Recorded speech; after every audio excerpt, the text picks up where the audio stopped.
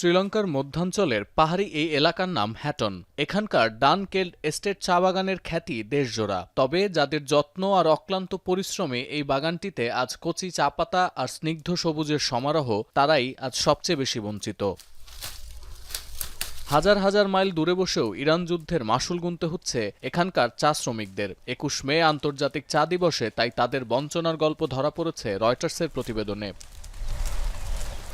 প্রায় ৫৫০ একর জায়গা জুড়ে আছে এই ডানকেল্ড চা বাগান। কাজ করেন প্রায় হাজার খানেক শ্রমিক। বছরে প্রায় ৩.৫ লাখ কেজি চা আসে এই বাগান থেকে।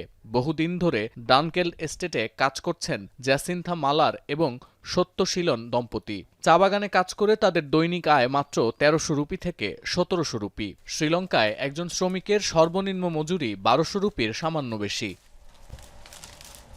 চায়ের গুণগত মান পরীক্ষার কাজ করেন মালার। জানালেন, ইরান যুদ্ধের কারণে সবকিছুর দাম অনেক বেড়ে গেছে। গ্যাসের বদলে লাকড়ি দিয়ে রান্না করতে হচ্ছে, কিন্তু তবুও খরচের সাথে কিছুতেই তাল মেলাতে পারছেন না।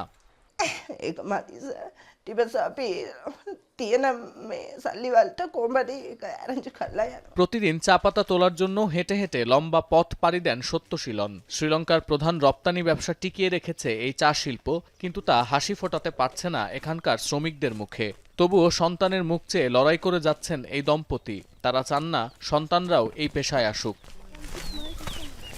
তারা বলছেন, এই বাগানের পরিবারগুলোর কাছে ইরানের এই সংকট আর দূরের কোনো বিষয় নয়। যুদ্ধ তাদের প্রতিদিনের জীবনকে বদলে দিচ্ছে। যারা আগে থেকেই অর্থকষ্টে ছিলেন, তারা আরও বেশি দারিদ্র্যের দিকে সরে যাচ্ছেন।